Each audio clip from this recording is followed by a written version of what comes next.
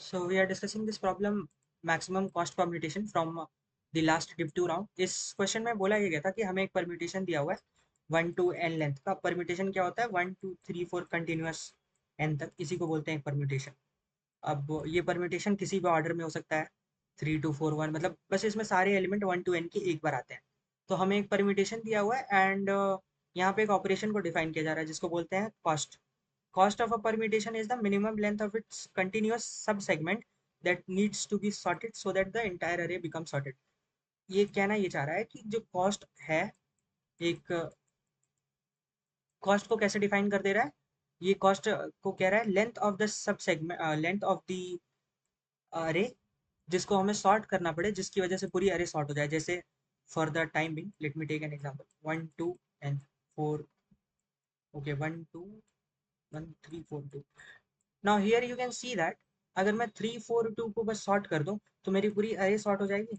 और मुझे कितनी लेंथ सॉर्ट करनी पड़ी? 3। रादर देन ये पूरा अरे सॉर्ट करने के बजाय मैं अगर सिर्फ इतने लेंथ को सॉर्ट कर दूं तो मेरी अरे सॉर्टेड बन जाएगी। तो इसका कॉस्ट कितना हो जाएगा? 3। एक और एग्जांपल लेके देख लेता हूँ। 1 2 एंड 4 एंड 3। ओके, अब यहाँ पे इन द सिमिलर फैशन यहाँ पे अगर मैं सिर्फ 4 और 3 को सॉर्ट कर दूं आपस में तो पूरी अरे फिर से सॉर्ट हो जाएगी और मुझे कितना सॉर्ट करना पड़ा? सिर्फ 2। तो यही मेरा कॉस्ट हो जाएगा। यही ऑपरेशन यहाँ पे एज अ ऑपरेशन डिफाइन किया गया। तो कॉस्ट यही है, the length of the array that you need to sort so that the whole array become sorted. This is only the operation defined.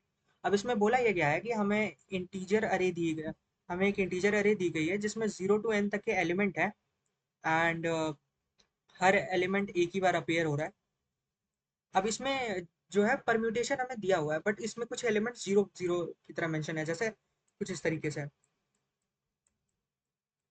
हमें बता देगा कि कहाँ से कहाँ तक का है 1 to n तक का, पर इसमें कुछ एलिमेंट्स मिसिंग होंगे, मतलब उनको फिल नहीं किया उसने।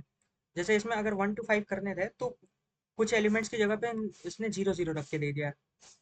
अब क्वेश्चन हमसे कह रहा है कि ओके, क्वेश्चन हमसे कह रहा है कि इन जीरोस की जगह पे मिसिंग एलिमेंट्स को रखो, मतलब 1 to 5 के जो एलिमेंट्स मिस हो गए हैं उनको रखो और उनको इस तरीके से रखो कि जो कॉस्ट है वो मैक्सिमम हो जाए। मतलब कॉस्ट मैक्सिमम का मतलब क्या है? यहाँ पे कॉस्ट जो है वो मैक्सिमम हो जाए, ज़्यादा से ज़्यादा कॉस्ट लगे, मतलब बड़ी से बड़ी लेंथ हमें शॉर्ट करना पड़े।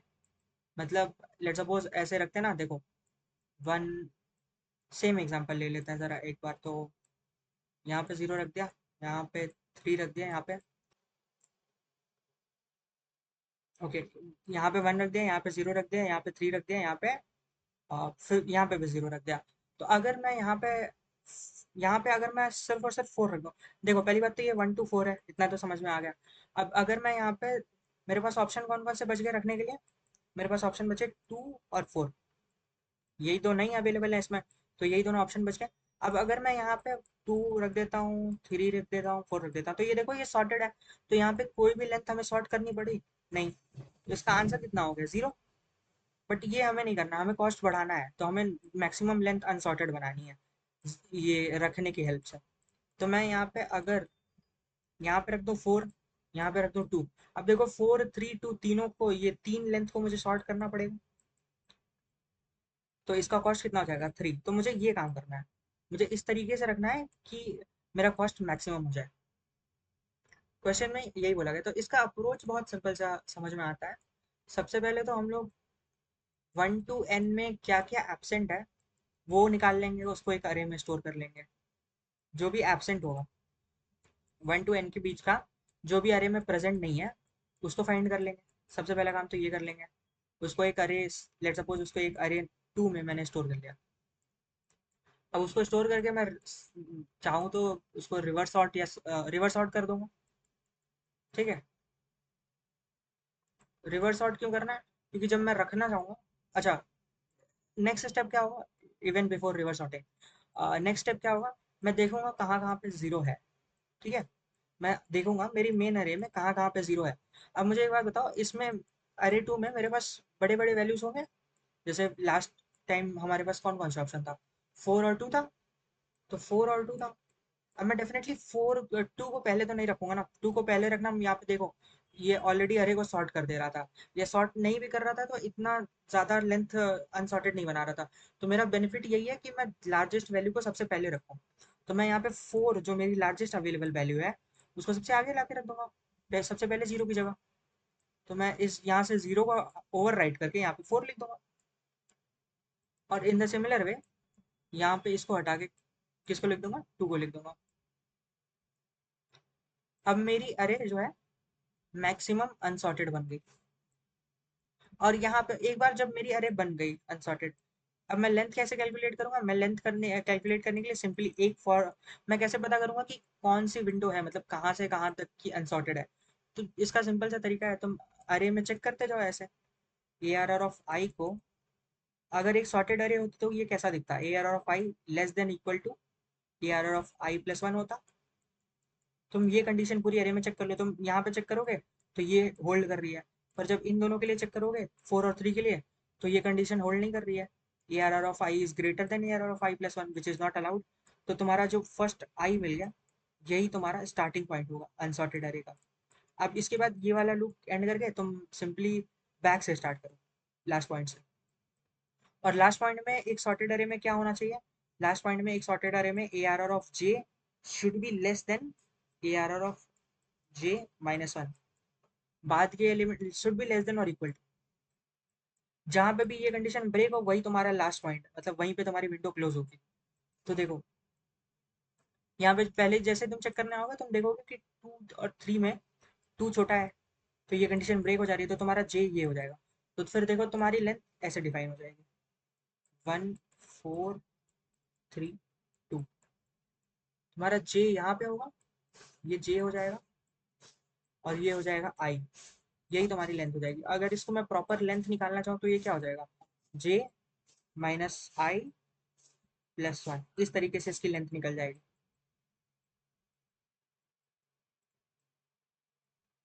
इस तरीके से इसकी लेंथ निकल जाएगी। तो ये क्वेश्चन काफ़ी सिंपल था, मतलब इसमें कुछ बहुत टफ नहीं था। ये प्रॉब्लम बहुत ज़्यादा सिंपल था as compare to regular div two problems. So इसका कोड देख लेते हैं। इसका कोड देखो। सबसे पहले तो मैंने तो एक अरे क्रिएट कर लिया, मतलब ये एन इनपुट ले लिया, एक काउंट वेरिएबल यूज़ कर लिया। ओके ये यूजलेस है काउंट वेरिएबल, यहाँ पे इसका कोई यूज़ नहीं, इसको हटा दिया। अब देखो मैप का मैं यूज क्यों कर रहा हूँ, क्योंकि 1 to n के बीच में मुझे तो नहीं पता है ना कि कौन कौन से एलिमेंट प्रेजेंट है, कौन कौन से एलिमेंट एब्सेंट है डायरेक्टली। तो मैं मैप का यूज करके पहले उन एलिमेंट्स को पता कर लूंगा जो प्रेजेंट है, जिनकी फ्रीक्वेंसी एक है एटलीस्ट। और फिर मैं एक जैसे ये अरे मैंने इनपुट ले लिया, इसके बाद मैं एक दूसरी अरे क्रिएट करूंगा, अरे टू, जिसमें मैं सिर्फ और सिर्फ क्या स्टोर करूंगा? जो भी अनसॉर्टेड एलिमेंट्स थे, या फिर जो भी अन एब्सेंट एलिमेंट्स थे। जैसे उस एग्जांपल में 2 और 4 एब्सेंट थे ना, तो मैं इसमें 4 और 2 को स्टोर करता। कैसे करेंगे? 1 to n तक का एक लूप चला लो, 1 to n तक का, और चेक कर लो कि किसकी किसकी फ्रीक्वेंसी जीरो है। जिस भी एलिमेंट की फ्रीक्वेंसी जीरो है, यानी कि मतलब जो भी एलिमेंट मेरे अरे में प्रेजेंट नहीं है वही एब्सेंट हो और वही मुझे पुश करना है, तो मैं उन सबको अरे टू में पुश कर दूंगा। यानी कि अरे टू में उन सारे एलिमेंट्स को स्टोर कर दूंगा, जैसे कि 2 और 4 को स्टोर कर लिया था। अब 2 और 4 को देखो स्टोर हो रहा है यहाँ पे 2 और 4। तो एक चीज बहुत लॉजिकल है कि मैं 1 to n चेक कर रहा हूँ, यानी कि जब भी मैं चेक कर रहा हूँ तो सॉर्टेड मैनर में मैं चेक कर रहा हूँ, तो मेरे एलिमेंट जो स्टोर होंगे वो भी किस मैनर में होंगे? सॉर्टेड मैनर में।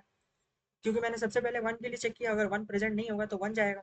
उसके बाद मैंने 2 के लिए चेक किया, 2 प्रेजेंट नहीं होगा तो 2 जाएगा। तो 1 2 मतलब अरे 2 में जो भी स्टोर होगा वो ऑलरेडी सॉर्टेड मैनर में स्टोर होगा। ये कहने की बात है।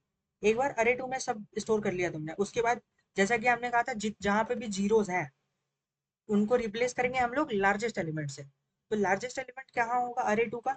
अरे टू का जो भी लार्जेस्ट एलिमेंट होगा, let me right it this. अरे टू का जो भी लार्जेस्ट एलिमेंट होगा वो अरे टू के लास्ट में स्टोर होगा ना, अरे टू के लास्ट में स्टोर होगा। तो मैं उसको उसको जीरो की जगह रख दूंगा, और फिर लास्ट एलिमेंट को पॉप कर दूंगा, यानी कि अरे से रिमूव कर दूंगा। अब जैसे ही मान लो कि अगर मेरे अरे में होता 2 और 4, तो मैंने 4 की जगह 4 को रख दिया, अब पॉप करने के बाद अरे में सिर्फ क्या बचेगा? 2।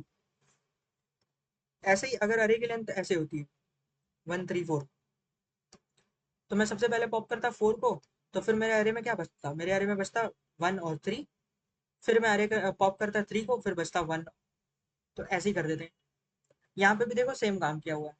जब भी अरे का एलिमेंट 0 है, तब हमने क्या रख दिया, अरे ऑफ आई की जगह पे अरे डॉट साइज -1, यानी कि लास्ट एलिमेंट ऑफ अरे 2, यानी कि जो लार्जेस्ट एलिमेंट था वो, और फिर अरे इसको पॉप कर दिया। ऐसे ही करके हमारा वो अरे में रख लिया सारे एलिमेंट, तो कुछ इस तरीके का बन गया होगा 1 4 3 2, जैसा एग्जाम्पल में हमने यूज किया था। उसके बाद एक स्टार्ट और एंड नाम का वेरिएबल यूज कर लिया, -1 करके, ये हमने दिखाया है वहां पे भी। एंड देन ये कंडीशन चेक कर लिया। देन वो जो कंडीशन था ना, कि सबसे पहले जहाँ पे भी मतलब वो हो रहा होगा, क्या कहते हैं, अच्छा एक कंडीशन इसमें और ध्यान देंगे जरा, before even we go to the code.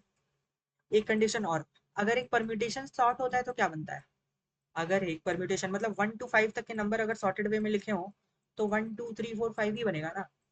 तो मतलब मतलब एक लेट्स सपोज मैं आई को इंडेक्स मान लूं, तो आई प्लेस पे क्या होगा, i+1 ही होगा ना। मतलब ARR ऑफ आई की जगह पे i+1 ही लिखा होगा ना। अगर इंडेक्स इंडेक्स 0 होगा तो क्या होगा, 0+1 यानी कि 1 लिखा होगा, और इंडेक्स 1 होगा तो क्या लिखा होगा, 1+1 यानी कि 2। अगर 1 to n के एलिमेंट्स हैं और सारे एलिमेंट्स एक बार अगर कर रहे हैं, तो इसका सॉर्टेड कुछ इसी तरीके दिखेगा ना। तो जहाँ पे भी लेट सपोज मुझे पता करना है कि कौन सी विंडो सॉर्टेड नहीं है, मैं 1 पे आया, मैंने चेक किया क्या 1 मतलब 0th इंडेक्स पे i+1 स्टोर्ड है, यानी कि 0+1 स्टोर्ड है, हाँ स्टोर्ड है। मैंने चेक किया 1th इंडेक्स पे क्या 1+1 यानी कि 2 स्टोर्ड है, नहीं स्टोर्ड है, तो यही मेरा क्या हो गया, यही मेरा स्टार्टिंग पॉइंट हो गया। और ऐसे ही मैं पीछे से चल के आया, और इस पे मैंने चेक किया क्या J+1 इंडेक्स पे क्या Jth इंडेक्स पे J+1 स्टोर्ड है, नहीं।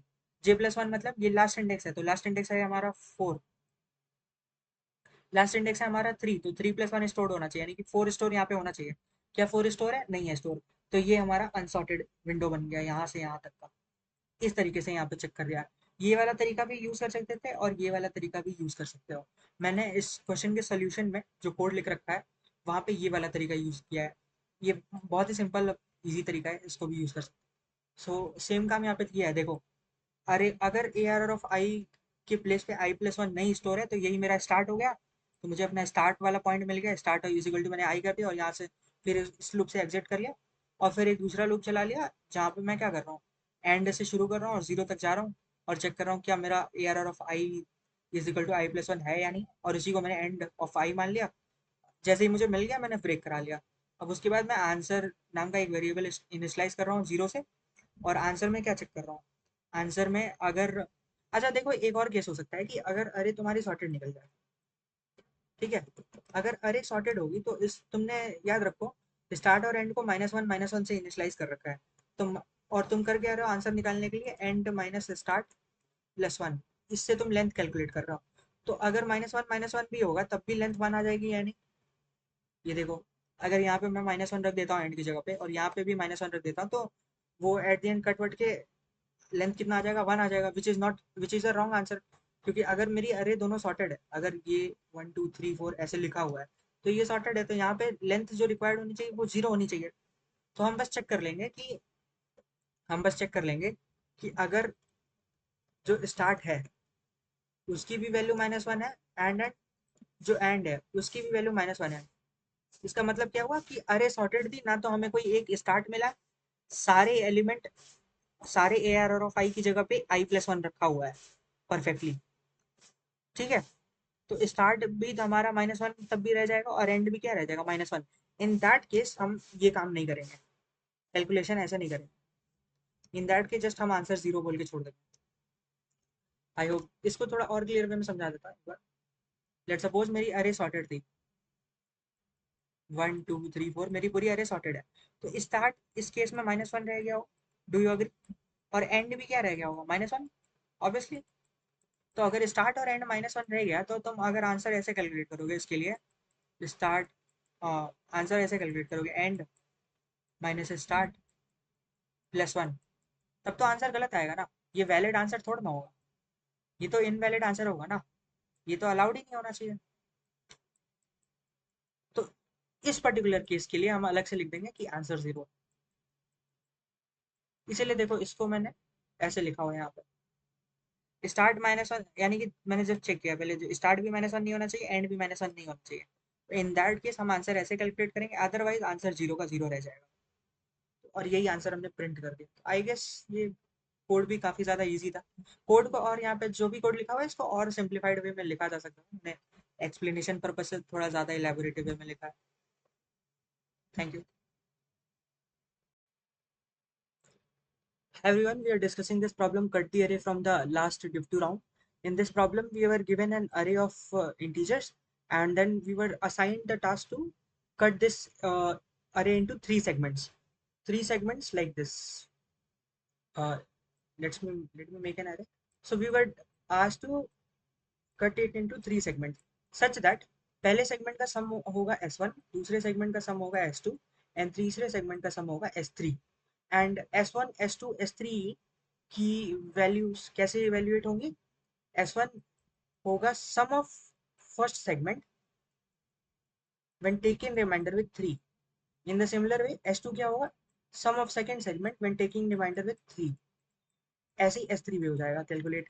सो इसमें हमें S1 S2 S3 की वैल्यू पता करनी थी, एंड आफ्टर दैट पता करने के बाद हमें ये पता करना था कि S1 S2 3 या तो सबके सब सेम हो, या तो ये कंडीशन होल्ड करे, या तो कोई भी आपस में इक्वल ना हो। तो हमें पूरी अरे को ऐसे तीन सेगमेंट्स में डिवाइड करना था। लेट सपोज ये इंडेक्स एल पे हमने किया, और एक बार किया इंडेक्स आर पे डिवीजन। तो हमें ऐसे एल या आर पता करने थे इस क्वेश्चन में, जहाँ पे डिवीजन ऐसा हो कि S1 S2 S3 या तो तीनों बराबर हो जाए, या तो तीनों में से कोई भी बराबर ना हो। तो और इस प्रॉब्लम में इसके आगे दिया हुआ है इसके कंस्ट्रेंट्स। तो कंस्ट्रेंट बहुत ज़्यादा छोटे थे, लाइक n <40 था। इसमें आराम से n³ √n टाइप के सोल्यूशन भी चल जाते हैं। तो ये स्ट्रेट फॉरवर्ड एक ब्रूट फोर्स टाइप का क्वेश्चन था। इसमें एज सच कोई एग्जैक्ट आंसर डायरेक्ट पॉसिबल नहीं था। तो इसका ब्रूट फोर्स अप्रोच देखते हैं क्या कर सकते हैं हम लोग। इसके ब्रूट फोर्स अप्रोच में सिंपली हम लोग एक काम कर सकते हैं कि we can just choose three variables I, J and K. Here I will be denoting the L, J will be denoting the R and K will be denoting the R+1। जैसे तीनों सेगमेंट का division अगर देखो तो L क्या denote कर रहा था? Last member of this first segment. J denote कर रहा था last member of this second segment, and R+1 denote कर रहा है first element of third segment. तो आई जे के तो हमारे ये रहेंगे। इन केस अगर मैं ऐसे स्टार्ट करूँ ब्रूट फोर्सिंग इसकी, मैं पहले लूप के अंदर आई की वैल्यू चूज करूंगा। अब उस आई की वैल्यू को फिक्स करके मैं जे की वैल्यू चूज करूंगा। फिर उस जे की वैल्यू को फिक्स करके मैं बाकी बचे का सम लेके उसको मतलब के बना दूंगा। एंड इन तीनों की हेल्प से सम कैलकुलेट करके R1 R2 R3 कैलकुलेट करके हम चेक कर लेंगे कि हमारी कंडीशन मीट हो रही है या नहीं। इन केस कंडीशन मीट होगी तो हमें फिर एक फ्लैग वेरिएबल लेके देन उसको यूज करके लूप से एग्जिट कर देंगे। इसका कोड कुछ इस तरीके से दिखेगा। सपोज या फिर एक ट्राई रन दिखा देता हूँ मैं पहले तो। एक ट्राई रन देखो। फर्स्ट रन में लेट सपोज मैं आई का स्टार्ट कर रहा हूँ, तो आई की वैल्यू कहाँ से कहाँ तक जा सकती है पहले तो ये सोचता है। आई की वैल्यू 0 से शुरू हो सकती है, और n-1 तक तो डेफिनेटली नहीं जाएगी, ये तो अलाउड नहीं है, क्योंकि थर्ड सेगमेंट की लेंथ एटलीस्ट एक तो रहेगी। ये तो कंफर्म है ना कि थर्ड सेगमेंट का लेंथ मिनिमम 1 तो रहेगा ही रहेगा। थर्ड सेगमेंट का लेंथ मिनिमम 1 रहेगा, सेकंड सेगमेंट का भी लेंथ मिनिमम 1 तो रहेगा ही ना। एक से कम की लेंथ का तो होगा नहीं। तो दोनों एक एक लेंथ के तो होंगे ही मिनिमम। तो 0 से शुरू होकर के n-1 इंडेक्स पे नहीं जा सकता, n-2 पे नहीं जा सकता, n-3 तक जाएगा।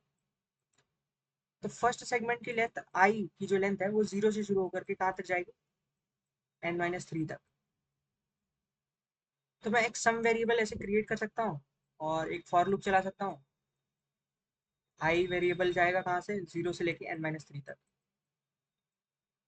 सम इज इक्वल टू 0 कर दिया, जो भी मेरा करंट आई था उसको ऐड कर दिया सम में, 0 टू सम, सॉरी आई, ये इसमें ऐड कर दिया, ये हो गया। एंड अब अगले नेक्स्ट लूप की बात करते हैं। नेक्स्ट लूप होगा जे में। तो जे कहाँ से कहाँ तक जा सकता है? जैसे हमारा जो आई था वो, हमारे जो थर्ड और सेकंड सेगमेंट थे उनकी मिनिमम लेंथ 1 होगी, ऐसे ही थर्ड सेगमेंट की भी तो मिनिमम लेंथ 1 ही होगी ना। तो जे शुरू होगा, और जे शुरू कहाँ से होगा? जहाँ पे भी आई खत्म हो रहा होगा, यानी कि i+1 से जे शुरू हो रहा होगा जब भी स्टार्ट होगा। तो जे शुरू हो रहा होगा हमारा, जे इज इक्वल टू i+1 से लेके, और ये कहाँ तक जाएगा? क्योंकि थर्ड सेगमेंट की भी लेंथ 1 होगी तो ये n-2 तक जाएगा। अब n-2 में हम डिसाइड कर सकते हैं, मतलब इनके बीच में हम डिसाइड कर सकते हैं कि हमारा j कहाँ से कहाँ तक का होगा। यहाँ पे एक हम सम टू वेरिएबल क्रिएट कर सकते हैं, और सम टू में ऐड कर सकते हैं ARR of j। Once we are done doing this, इसके बाद एक लास्ट लूप होगा, यहाँ पे हमने लास्ट लूप स्टार्ट करेंगे जो k वाले के लिए था। और फिर अच्छा, ऊपर हम लोग एक फ्लैग वेरिएबल भी ले सकते हैं, फ्लैग इज इक्वल टू 0 कर, एंड देन लास्ट लूप होगा k का। k कहाँ से कहाँ तक जाएगा? डेफिनेटली मान लो तुम्हारा i यहाँ पे खत्म हुआ था, तो j शुरू हुआ i+1 से, और j यहाँ पे खत्म होगा तो k शुरू होगा j+1 से। ठीक है, तो k शुरू होगा j+1 से लेके कहाँ तक जाएगा? j+1 से लेके n-1 तक जाएगा। और इस वाले के लिए हम लोग एक एक्स्ट्रा सम वेरिएबल अगेन क्रिएट कर लेते हैं, sum3 इज इक्वल टू 0 करके। यहाँ पे ऐड ले लेंगे, मतलब sum3 को ऐसे कर लेंगे add, sum3 plus is equal to ARR of k, and then now we have sum1 sum2 and sum3। तो sum1 sum2 sum3 की हेल्प से मैं r1 r2 r3 कैलकुलेट कर दूंगा। रिमाइंडर ही है %3 करके। r1 की देखो कैसे कैलकुलेट होगा, sum1 %3, यही हो गया r1। ऐसे ही r2 r3 r कैलकुलेट कर लेंगे, एंड देन कंडीशन क्या लगा लेंगे कि r1 equal equal r2 equal equal r3। इसको कोड वाले कंडीशन में लिख देंगे, क्या तो ये ट्रू हो जाए, इसको कोड वाली कंडीशन में स्प्लिट करके लिखेंगे, like r1 equal to r2 and r2 equal to r3। या तो ये वाली कंडीशन लिख देंगे, r1 is not equal to r2 is not equal to 3। इसको भी कोड वाली कंडीशन में लिख देंगे प्रॉपर स्प्लिट करके। एंड देन अगर ये ट्रू हुआ तो सबसे पहले तो फ्लैग चेंज कर देंगे, फ्लैग इज इक्वल टू 1 कर देंगे। एंड इसके बाद एक स्टार्ट और एंड वेरिएबल ले सकते हैं हम लोग। स्टार्ट वेरिएबल ऐसा हो जाएगा, स्टार्ट वेरिएबल को हम लोग -1, और एंड वेरिएबल को भी -1 से स्टार्ट कर सकते हैं। एंड -1 से जब इनिशलाइज कर देंगे इसको, तो यहाँ पे फाइनली लाके इसकी वैल्यू चेंज कर देंगे। स्टार्ट की वैल्यू हो जाएगी आई, एंड स्टार्ट की वैल्यू आई हो जाएगी क्योंकि आंसर हमारा क्योंकि आंसर हमारा इसमें दिया हुआ है, क्या कहते हैं, 1 बेस्ड इंडेक्सिंग में दिया हुआ है। तो यहाँ पे हम लोग चाहे तो इसको i+1 कर सकते हैं, और एंड को भी हम लोग कर लेंगे j+1। ये हो जाएगा 1 बेस्ड इंडेक्सिंग में आंसर। और इसके बाद लगा देंगे यहाँ पे एक ब्रेक स्टेटमेंट। ये हम लोग निकले हैं सेकेंड लूप से बाहर, तो अभी थर्ड लूप के लिए भी दोबारा यही फ्लैग लगाना पड़ेगा। तो ऑब्वियसली यहाँ पे फ्लैग लग गया, एंड देन यहाँ पे जो मेन लूप था आई वाला, उस लूप के लिए भी इफ फ्लैग देन ब्रेक, एक ब्रेक स्टेटमेंट लगा के मेन लूप से भी बाहर निकल जाए। एंड देन फाइनली यहाँ पे हम लोग आंसर प्रिंट कर देंगे, लाइक सी आउट।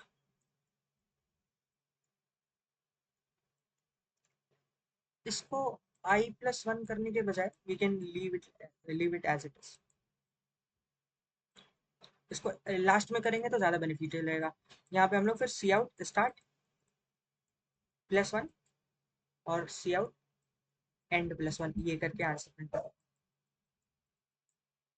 इसका आंसर कंप्लीटली देखो ब्रूट फोर्स पे डिपेंडेंट था, तो ब्रूट फोर्सिंग इसमें कुछ बहुत टफ नहीं है। ब्रूट फोर्सिंग का सिंपल सा कंसेप्ट था कि पहले एक limited set of, let suppose I यहाँ से शुरू होता है, तो मैं पहले 0 टू आई 0, लेट सपोज मैं सिंपल सा एग्जांपल ले रहा हूँ। अगर मेरा आई 0 होता तो क्या होता, देखो आई मैंने फर्स्ट सेगमेंट सिर्फ और सिर्फ 0 पे है, यानी कि यहाँ से शुरू है। अब सेकेंड सेगमेंट इन दोनों के बीच में चलेगा, इतने पूरे लेंथ में, यानी कि 1 टू n-1 के बीच में सेकेंड और थर्ड सेगमेंट वेरी करेंगे। कैसे? फर्स्ट सेगमेंट फिक्स है 0 पे, सेकंड सेगमेंट 0, पहले तो 0 पे रहेगा, तो सेकंड सेगमेंट मतलब पहले तो एक ही लेंथ का रहेगा, तो ये 1 पे रहेगा, 1 पे रहेगा। थर्ड सेगमेंट कहाँ से कहाँ तक रहेगा, 2 to n-1 शुरू में। फिर अगली बारी किस में रहेगा, 0 पे है ये अभी भी। थर्ड सेगमेंट फिर 1 और 2 को कवर करेगा, 1, 2 को। अब ये 3 to n-1 पे कवर करेगा। फिर ऐसे ही अगर थोड़ा और बढ़ाओगे तो क्या होगा, ये अभी भी 0 पे अटका हुआ है, ये 1, 2, 3 सेकेंड सेगमेंट 1, 2, 3 को कवर करेगा, और फिर ये 4 to n-1 को कवर करेगा। एंड ऐसे ही ये अभी भी 0 पे कवर किया हुआ है, ये 1, 2, 3, 4 पे कवर करेगा, एंड देन ये 5 to n-1 कवर करेगा। तो ऐसे ही ये बदलते जाएगा, ये सिर्फ एक आई के लिए है। जैसे ही तुम आई को बढ़ा के 0 और 1 का कवरेज दोगे, तो फिर यहाँ से ये 2 पे पहले कवर करेगा, फिर 3 से n-1 तक थर्ड सेगमेंट कवर करेगा, और फिर 0 to 1 के लिए क्या होगा, ये फिर 2, 3 पे कवर करेगा, और ये 4 to n-1 कवर करेगा।